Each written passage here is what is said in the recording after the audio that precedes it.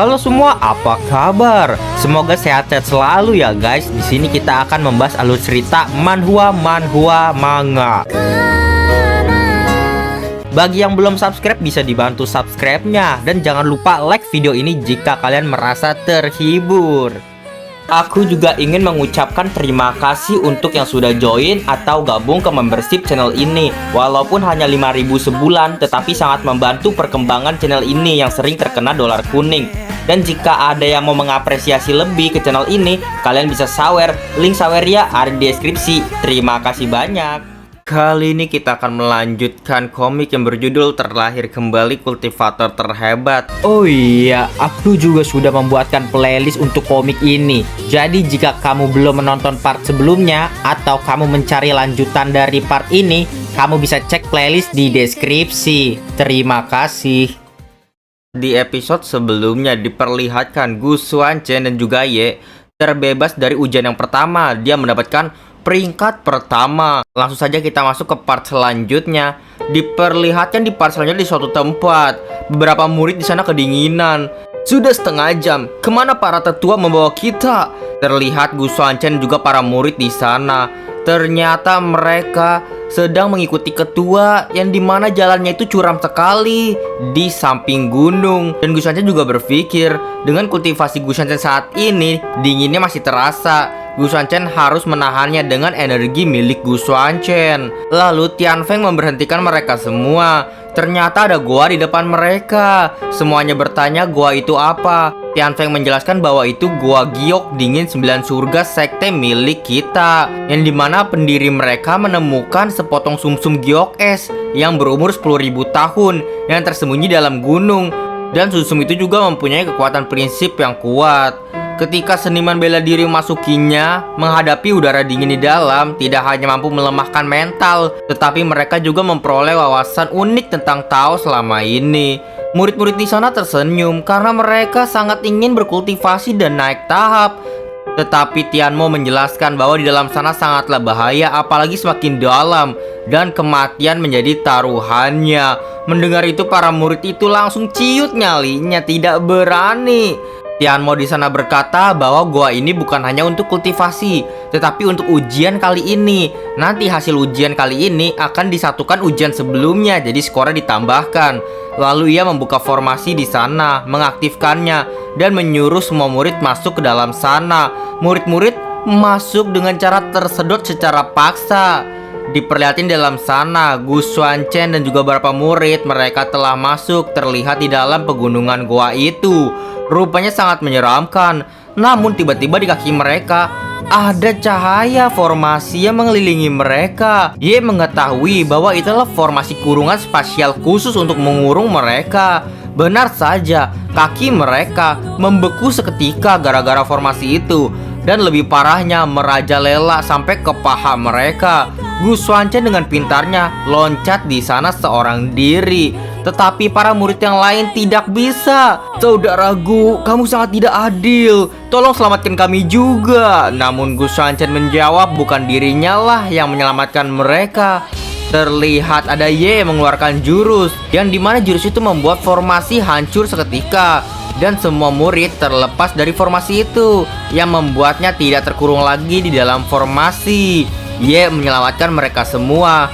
Lalu para murid merasakan formasinya rusak dan kekuatan sumsum giok muncul. Lalu diperlihatkan Gu Xuanchen dan juga Ye, para murid yang lainnya melanjutkan perjalanan mereka. Tapi Ye di sana berpikir, sebenarnya dirinya ingin menyembunyikan kekuatannya di hadapan Gu Xuanchen ini.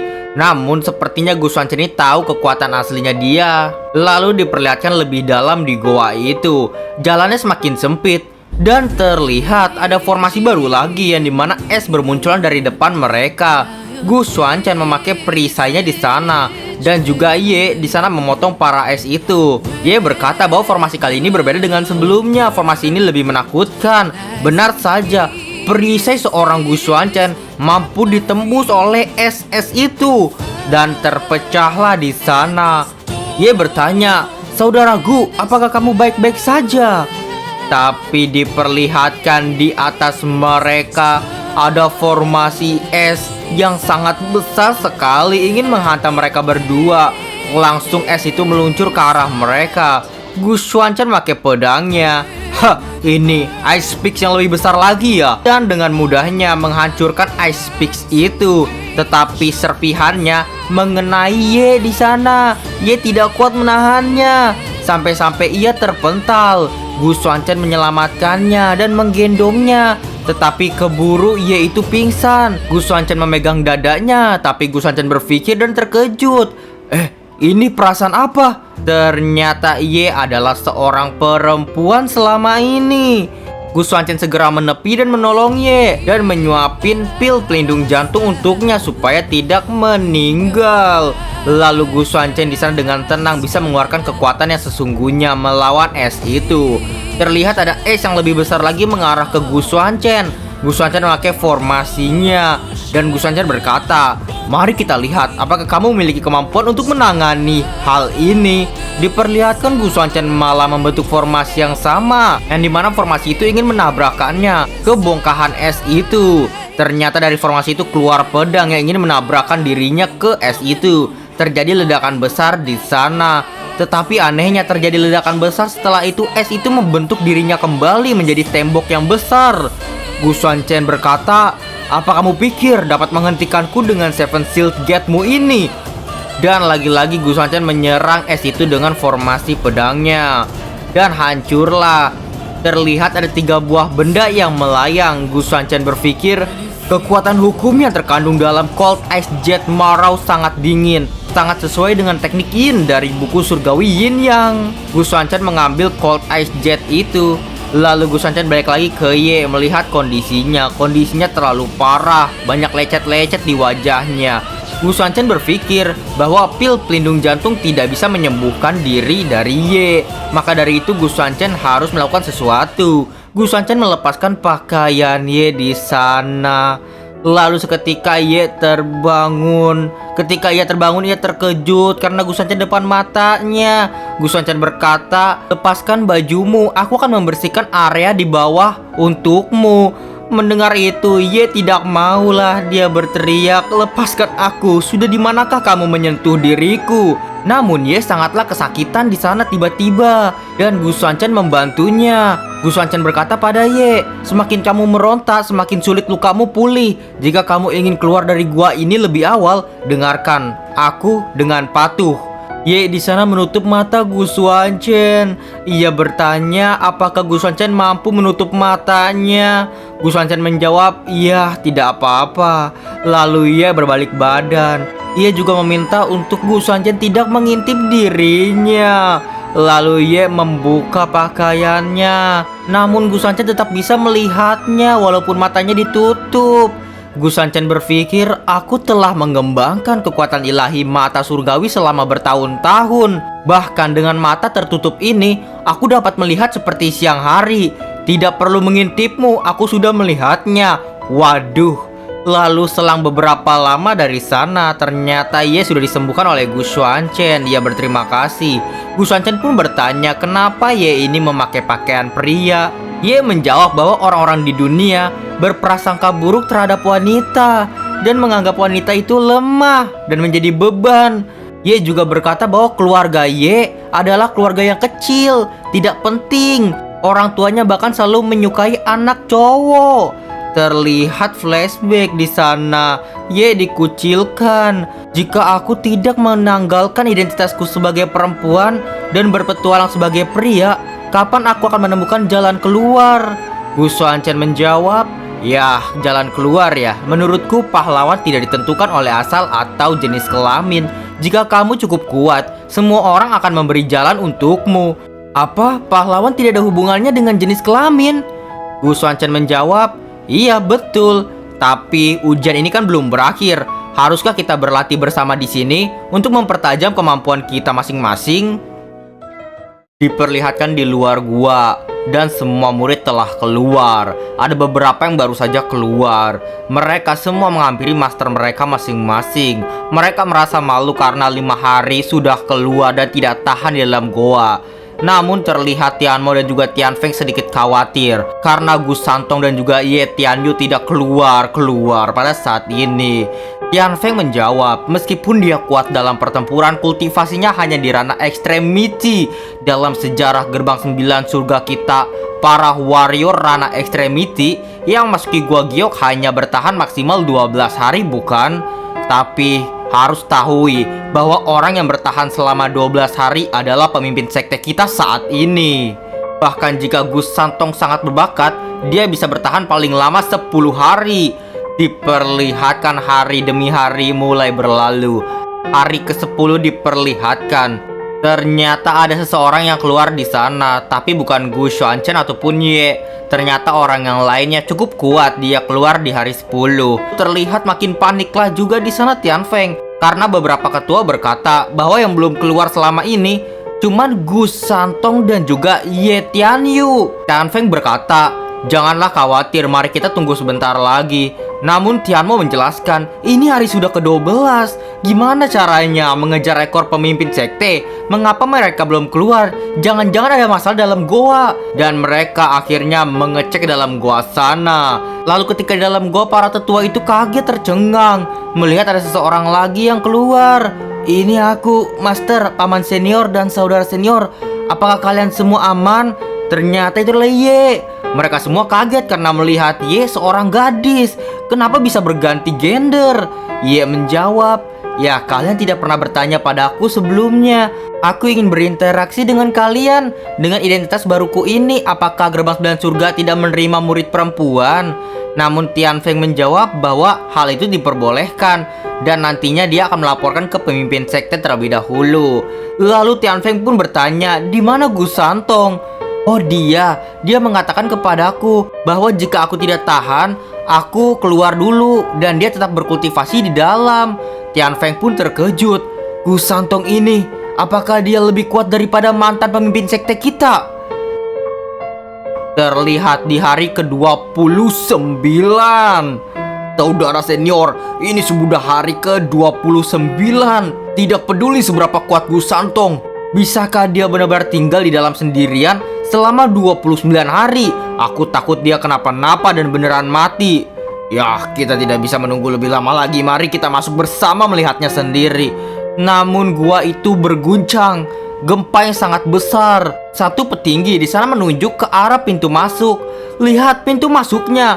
Ternyata pintu masuk itu ada formasi yang sangat menakutkan. Tidak bagus. Gua Giok ini runtuh. Menurut catatan sekte, jika suatu hari pintu masuknya akan membeku dan runtuh, itu berarti kekuatan Cold Ice Jet Marrow telah habis diserap dan gua dingin tidak bisa digunakan lagi. Tapi kami memeriksa kekuatan Cold Ice Marrow sebelum para murid masuk. Itu mendukung setidaknya 1000 tahun lagi baru habis. Semuanya, cepat gunakan teknik kalian untuk melindungi diri kalian. Terlihat ada orang yang keluar dari dalam gua. Ternyata itu adalah Gu Xuanchen. Ini terasa jauh lebih baik diriku. Mereka semua terkejut. Gu Santong, apakah dia menyerap semua kekuatan esensi batu giok di gua batu giok dingin? Gu Xuanchen berpikir, aku terlalu meremehkan alam suci. Rupanya di sini juga ada kekuatan yang sangat kuat ya. Untuk mendalami buku surgawi Yin Yang untuk lebih dalam lagi. Mereka semua pun terkejut dan bertanya apakah Gu Xuanchen tidak apa-apa. Gu Xuanchen menjawab bahwa dirinya baik-baik saja. Lalu satu tetua di sana menunjuk tangan Gu Xuanchen. Terlihat di tangan Gu Xuanchen, ternyata Gu Xuanchen sudah menyerap kekuatan esensi batu giok dari gua. Tetapi tidak hanya menyerap, Gu Xuanchen bahkan menyempurnakannya. Mereka semua terkejut. Para tetua itu berkata, apakah dia mencoba menentang tatanan alam? Tianfeng memberi perintah kepada bawahannya, kalian semua cepat laporkan masalah ini ke Master Sekte ya. Sekte 9 surga kita memiliki total 28 puncak, 4 puncak utama, 6 anak puncak, dan 18 puncak kecil. Puncak utama adalah tempat terbaik untuk berkultivasi, diikuti sub puncak. Dalam uji coba ini tidak diragukan lagi bahwa Santong berada di peringkat pertama dan Ye berada di peringkat kedua. Diperlihatkan Gu Xuanchen dan juga Ye berkeliling-keliling di sekte di sana. Namun Gu Xuanchen melihat ada air terjun yang menarik dirinya. Tianmo menjelaskan, itu adalah puncak utama, puncak Kaisar Merah, tempat masterku, tetua Yunsan tinggal. Dia adalah salah satu orang yang memasuki inti sungai suci untuk berkultivasi. Jadi puncak utama ini secara alami memiliki aura yang luar biasa. Gu Xuanchen, sang pemilik sungai suci, ia menyeringai. Apa? Tetua Yunsan juga memasuki inti sungai suci? Bisakah saya bertemu master dan meminta nasihatnya tentang beberapa hal ini? Kamu ingin bertemu dengannya, kata Tianmo. Sejak masterku kembali dari perjalanan jauh, beberapa waktu yang lalu dia mulai berkultivasi secara tertutup. Untuk bertemu dengannya, kamu mengandalkan takdir. Namun ada murid di sana yang berdatangan. Mohon Master Sekte telah memberikan perintah membawa murid baru Gu Santong ke aula utama untuk audiensi. Diperlihatkan di aula utama, Gu Xuanchen masukinya. Ternyata itulah Master Sekte Gerbang.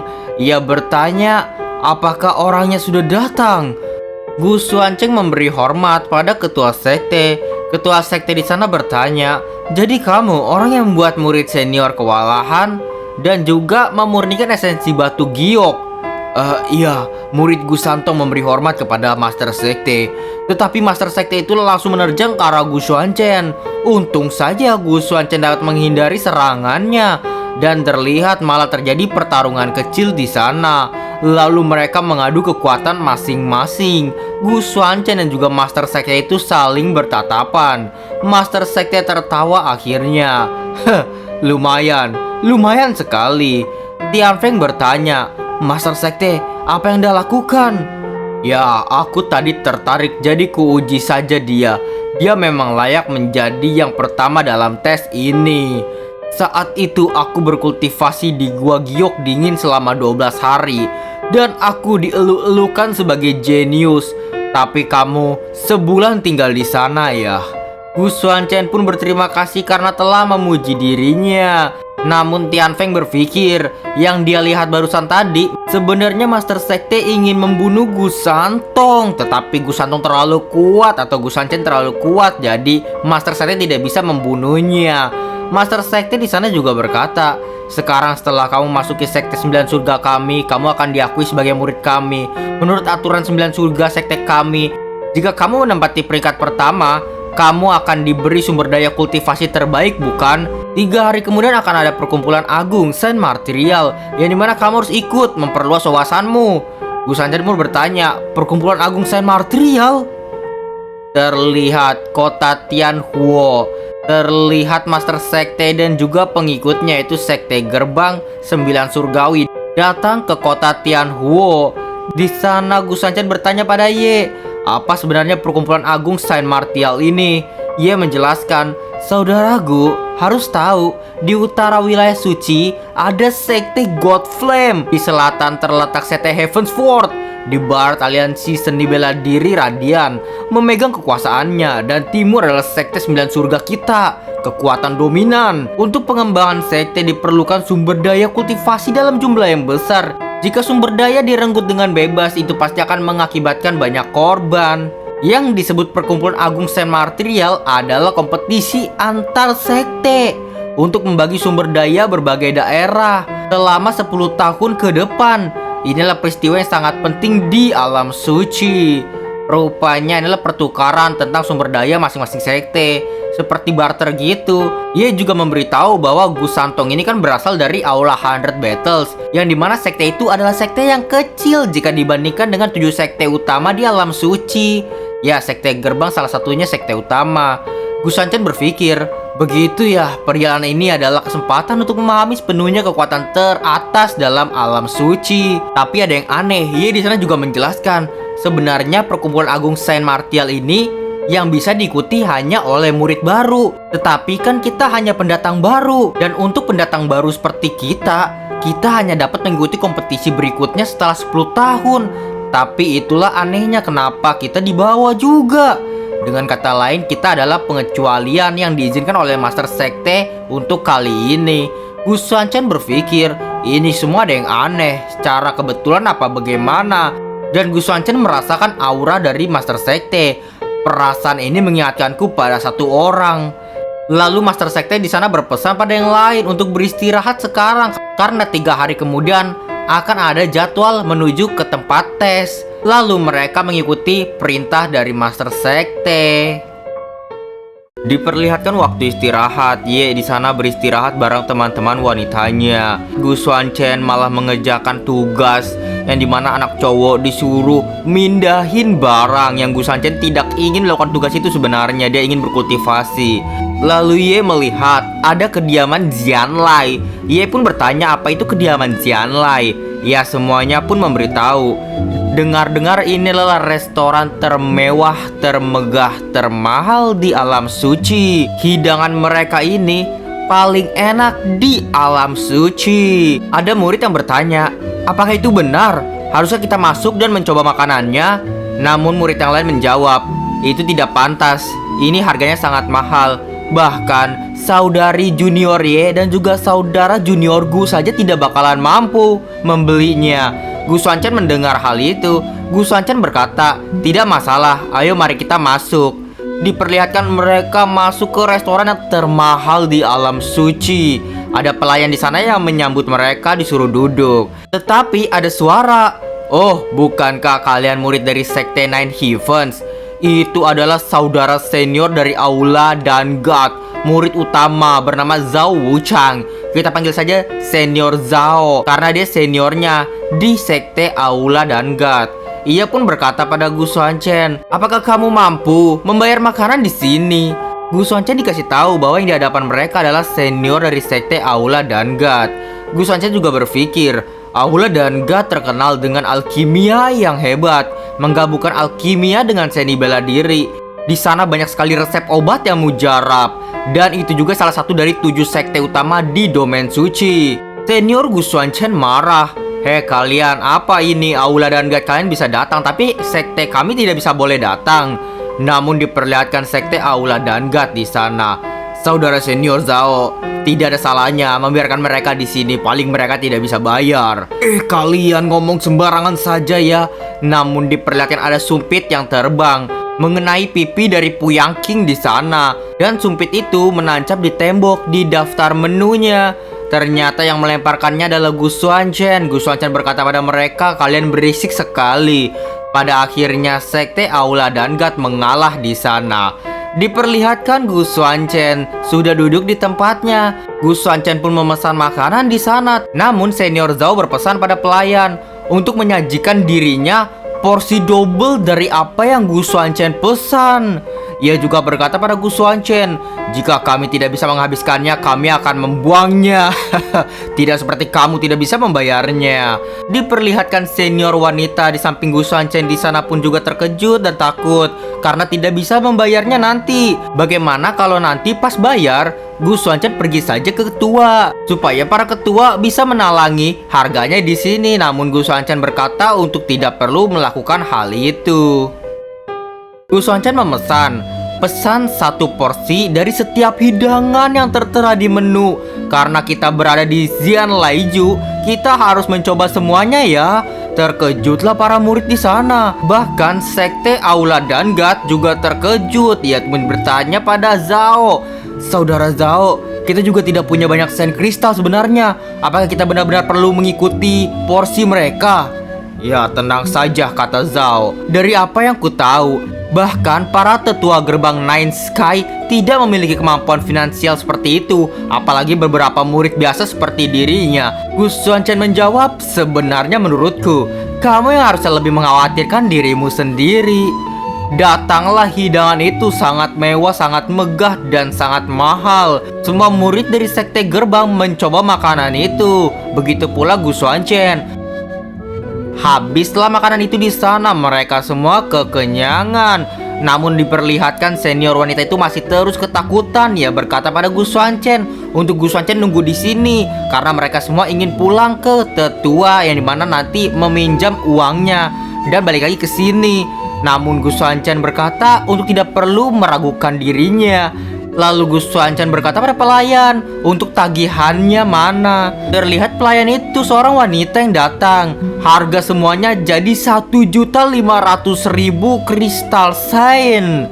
Dan wanita itu juga berpikir pertama kalinya bertemu dengan orang yang begitu banyak memesan di restoran termahal di aula suci ini. Gus Xuanchen pun melemparkan kristal sainnya ke wanita itu. Lalu terlihat Senior Zhao tidak percaya dengan hal itu. Ia berkata pada Gus Xuanchen jangan memainkan trik-trik yang aneh. Senior Zhao tahu bahwa dalamnya hanyalah kosong. Lalu muridnya mengambilnya. Ya saudara Zhao, serahkan saja padaku. Mari bantu mereka menghitung berapa banyak yang mereka miliki. Pas dibuka, sens kristalnya tidak terbendung lagi. Keluar begitu banyak. Bahkan orang-orang di sana terkejut melihat hal yang sebanyak itu. Dan orang yang membuka itu tenggelam di dalam kristal sen uang itu. Senior wanita bertanya, bagaimana Gus Xuanchen ini untuk mendapatkan begitu banyak sens kristal? Gus Xuanchen berkata dalam hatinya, ya, setelah mengambil alih Sen River atau Sungai Suci, aku menemukan barang-barang pribadi dari mereka yang kalah taruhan di Sungai Suci. Semua itu dikumpulkan di token Sense River. Belum lagi 1 juta Sense Kristal, bahkan 10 juta pun tidak ada harganya di hadapanku sekarang. Lalu Gus Xuanchen berkata pada Zhao, sekarang giliranmu yang membayarnya. Iya sudahlah, mari kita patungan ya untuk membayarnya, kata Zhao kepada juniornya di sekte Aula Dangat. Para juniornya tidak bisa menolaknya. Ia sampai menangis. Ini semua tabungan yang telah kukumpulkan selama setengah tahun. Bahkan aku mengumpulkannya dari masuk ke sekte. Tetapi uang yang mereka kumpulkan tidak cukup. Saudara Zhao, apa yang harus kita lakukan lagi? Sepertinya kita masih kurang 20. Bos, kami masih pertahankan orang-orang ini di sini ya. Setelah kami mengumpulkan cukup uang, kami dapat menebusnya kembali. Senior Zhao meninggalkan para juniornya di sana sebagai jaminannya. Lalu terlihat Zhao dan Gus Xuanchen keluar dari restoran itu. Senior Zhao, apakah kita akan membiarkan mereka pergi begitu saja? Mata ganti mata, itulah gayaku. Tetapi Senior Zhao terkejut seketika dan ia langsung berkata pada yang lainnya, tunggu, ayo segera kembali saja ke penginapan. Mereka semua pun bertanya, Senior Zhao, ada apa denganmu? Kita tidak boleh memprovokasi orang ini. Senior Zhao, apakah kamu serius? Kata murid di sana. Hanya ada beberapa dari mereka dan paling banyak adalah orang kita. Namun Senior Zhao menunjuk ke suatu arah. Kamu lihat dulu deh. Dan diperlihatkan tembok di restoran itu hancur. Ia pun terkejut. Ia mengingat itu tembok kan tadi yang ada daftar menunya yang diserang oleh sumpit. Iya, dengan lambaian sumpitnya yang begitu santai dan menciptakan kekuatan yang begitu kuat. Kekuatan batinnya sangat dalam. Kita seharusnya tidak bertindak gegabah dari awal. Sekarang, ayo cepat kita kembali ke penginapan dan segera laporkan kejadian ini, informasi hari ini, ke Master Sekte. Gus Xuanchen dan rombongan pergi dari tempat itu. Terlihat beberapa wanita di sana sekarang menggoda Gus Xuanchen karena Gus Xuanchen bisa diandalkan, tampan, dan juga banyak uangnya. Diperlihatkan Ye melihat lagi ada pavilion Zen Wang. Hei, ada toko artefak suci di sini. Ayo masuk dan lihatlah. Gus Xuanchen berpikir, ya, salah satu dari 7 sekte utama di domain suci yang berspesialisasi dalam formasi dan pemurnian artefak. Lalu mereka semua memasuki pavilion Zen Wang. Perlihatkan ada pelayan yang menyambut mereka. Tuan muda, apakah kamu membutuhkan sesuatu? Ya, aku coba lihat-lihat dulu. Lalu pelayan itu pun menjelaskan beberapa barang di sana. Ada Nine Dragon Cover, ada Skynet Umbrella, dan sebagainya. Namun mata Gus Xuanchen tertuju ke satu barang. Gus Xuanchen berpikir, ini adalah energi spiritual. Pelayan itu menjelaskan, iya tuan muda, memiliki mata yang tajam ya. Kotak brokat ini terbuat dari Thousand Frost Fire Crystal, yang dimana bisa menyimpan dan penyimpanannya sangatlah baik. Xuanchen bertanya kalau begitu apa yang ada di dalamnya. Namun pelayan itu tidak menjelaskannya, bahkan dia tidak tahu. Penjaga tokonya mengatakan bahwa orang tidak bisa melihat dalamnya kecuali orang itu sudah membelinya, baru bisa membukanya nanti. Gus Xuanchen pun berkata, oh ya sudah, harga kotak ini berapa? Harganya 5 juta saint kristal yang membuat semua orang kaget di sana.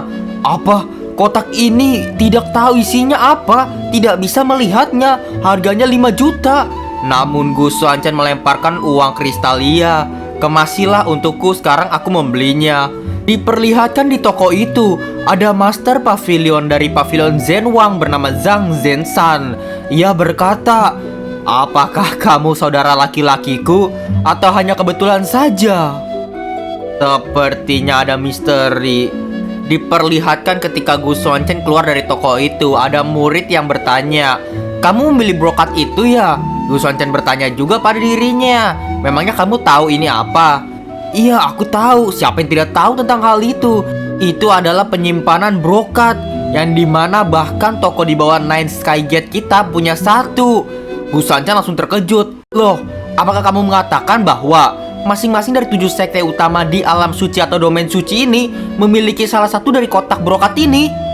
Tetapi Gu Xuanchen merasakan ada seseorang yang melirik ke arahnya. Gu Xuanchen berpikir, ya sekarang seseorang telah memperhatikanku.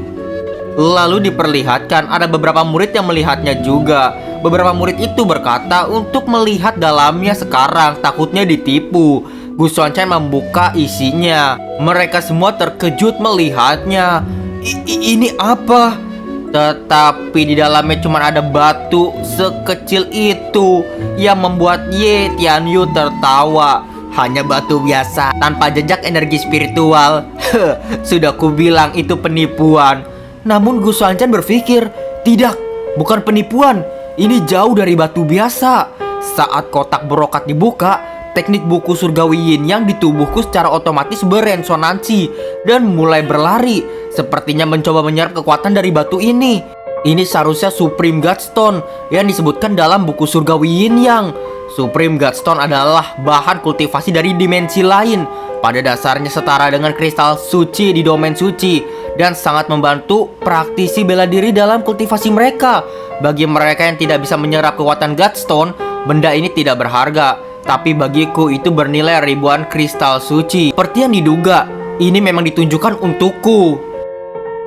Diperlihatkan di malam harinya ada master sekte gerbang di sana, tetapi ia diserang oleh seseorang. Ia pun bisa menangkisnya dan ia berkata, tidak tidur di tengah malam begini dan ingin kemari dan mati. Ternyata leluhur yang menyerang ketua sekte gerbang. Namun tombaknya bisa ditepis oleh ketua sekte gerbang dan menghancurkannya di sana. Leluhur itu datang lagi, ada banyak ternyata. Ia berkata, sudah berapa bulan tidak bertemu.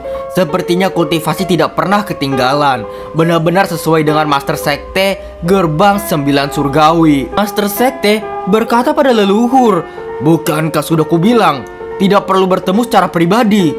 Para leluhur itu berkumpul di sana. Mereka menjawab, Lord Hu, kamu masih belum mengenalnya. Dia selalu ingin mengalahkanmu, jadi dia bisa mengambil tempat pertama di antara kita. Setelah semua yang kita alami, kita semua tahu identitas kita masing-masing. Mengapa sekarang menyembunyikannya? Saudara ketiga, hentikan obrolan ini. Mari kita berbisnis, kata Master Sekte. Dan para leluhur membuka penyamaran mereka. Jubah mereka dibuka dan terlihat Master Sekte Heavenly Sword Wu Qianlong. Ia berkata, kamu telah merusak tombakku yang bagus untukku lagi, sial. Dan ada leluhur yang kedua membuka penyamarannya, Master Battle King Tower Zhang Zhenshan. Dan ada lagi Master Sekte Flame God bernama Nan Menyi. Lalu ada juga Master Pavilion Peerless bernama Lin Zhantian. Ada juga Master Quill Pill God New Band. Ada yang terakhir, Master Aliansi Radian Martrial yang bernama Sazi. Para ketua sekte dari 7 sekte besar di alam suci ternyata leluhur. Lalu Master Sekte Gerbang Yunsan berkata untuk mengikuti dirinya. Dan semua leluhur atau ketua dari masing-masing 7 besar sekte di alam suci mengikuti Yunsan. Dan itulah untuk part kali ini. Terima kasih teman-teman telah menonton dari part 1 hingga sekarang. Next episode akan langsung last part guys ya, karena udah mentok. Jadi sampai sini dulu, nanti kita lanjut di next partnya lain waktu. Dadah semuanya, bye-bye. Terima kasih banyak untuk kalian yang menonton sampai akhir video ini. Dan jika kalian menyukai video ini dan terhibur, jangan lupa untuk like video ini dan komentar di bawah ya. Share ke teman-teman kalian juga yang suka komik biar tahu channel ini. Dan terima kasih sebesar-besarnya bagi kalian yang sudah sawer di link saweria di deskripsi. Semoga kalian sehat-sehat selalu. Oh iya, jangan lupa cek playlist Mimin. Di sana ada banyak alur cerita yang telah Mimin buat. Dan juga semoga kalian terhibur. Sampai jumpa, kita lanjut di video selanjutnya ya. Dadah, bye-bye. Terima kasih banyak telah menonton.